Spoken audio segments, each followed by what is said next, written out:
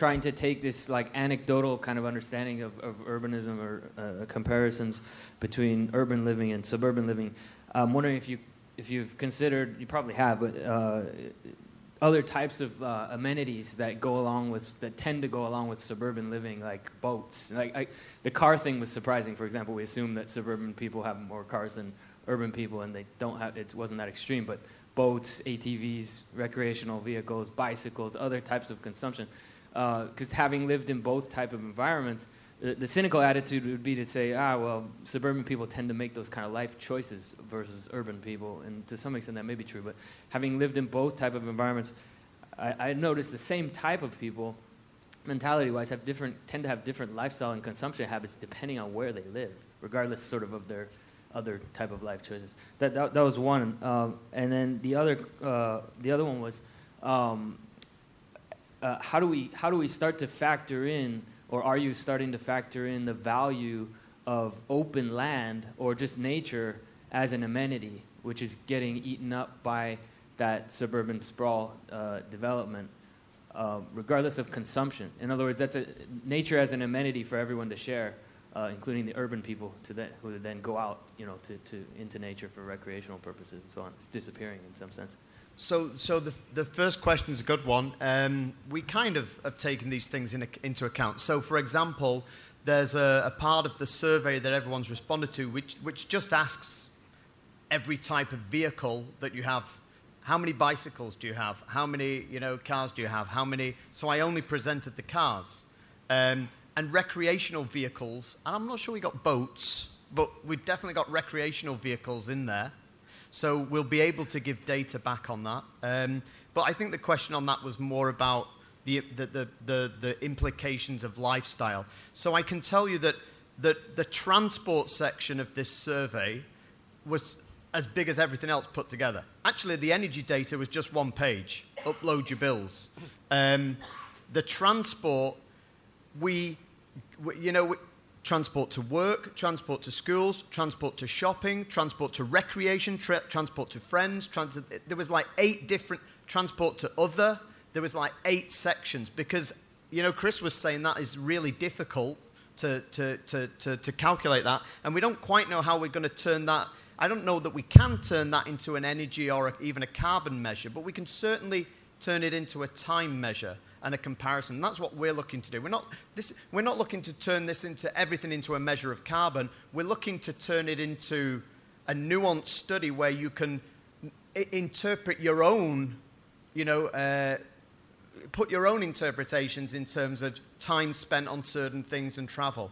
As I said, the difference between the times was not that great, but in one it might be walking, in another it might be car, so there are implications of that. But I'll turn it over. Yes.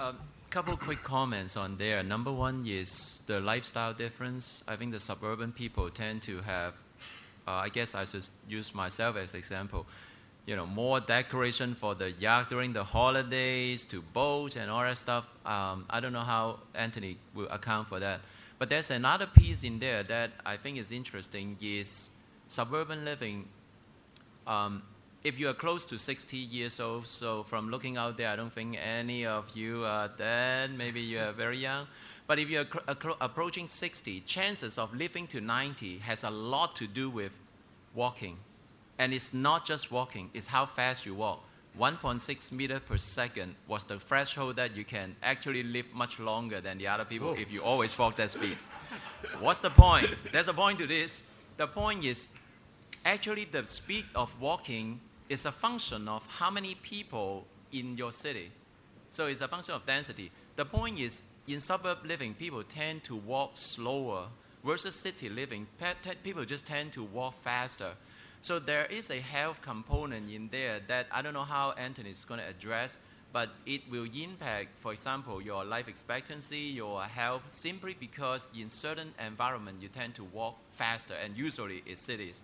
And if denser the city like New York City, Hong Kong, even if you don't walk, people push you, so you're going to be walking. In our study, we did look at what could be used for the land that's saved from having high-dense communities. But at the same time, we also, which I didn't present, we did look at the carbon sequestration of urban lawns and things like that. So I mean, I'm just talking from a carbon perspective, but it's actually not as dissimilar. The thing I like about the study that we're doing, it's not going to come up with a figure, but I can guarantee that every little snippet of info is just so fascinating. For example, we found out, and this is through talking with building managers and others, that one of the greatest fire risks in residential high-rise apartments now is being caused by empty nesters downsizing, because the 50-year-old guy just cannot let go to his 30 years of the New York Times collection.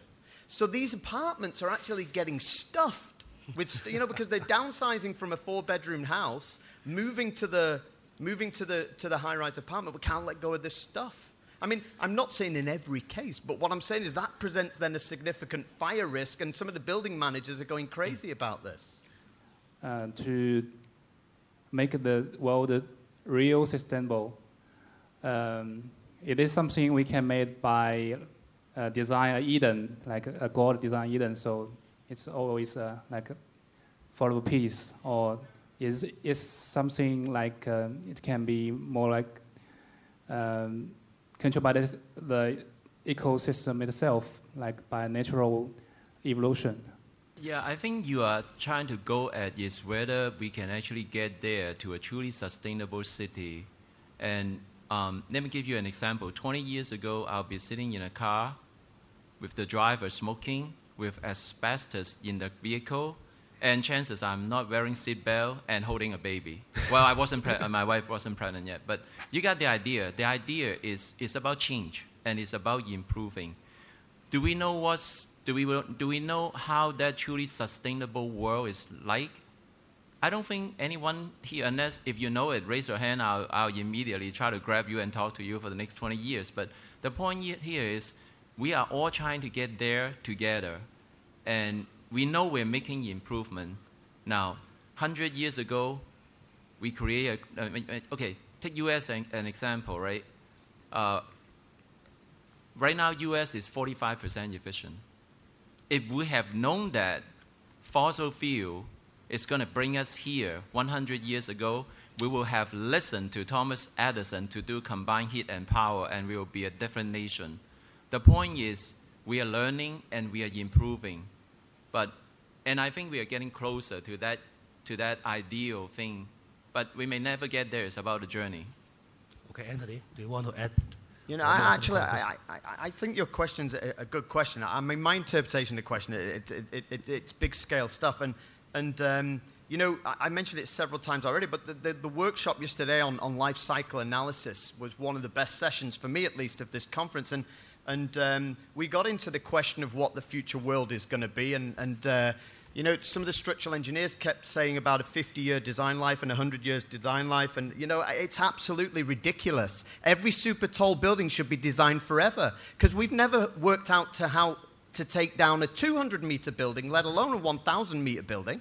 The world's never done it except on 9/11. We don't even know how we're going to take these buildings down. So we should design every super tall building, and possibly even 200 meters, not with a 50 or 100-year design life. We should design it for forever, yeah? And then that completely changes the way that you think, floor-to-floor height, structural systems, how you design the building. And then you can take that a stage further, and then you'll really think I'm crazy when I say this, but what about the sustainability of cities when you start to think about the increased natural disasters that are coming through climate change? I bet you 10 states in the US have declared a state of emergency already this year at some point, through flooding, through the Hurricane Sandys, through all these things. And I wonder, and I worry, are we ever going to get to a point where we need to get strategic about our cities, not about our buildings, but our cities, where we need to think, well, you know what? We can't keep putting more money into building resiliency for cities in certain locations, and we should pack up that city and go and put it in a more sustainable place to begin with access to natural resources where it doesn't take too much heat to heat in winter, too much cool to cool in summer. And so if you think to the future, real future, we haven't got a bloody clue what's coming down the line, yeah? And when you think about those things, then some of the things that we're hearing that might seem fantastical today actually just become common sense.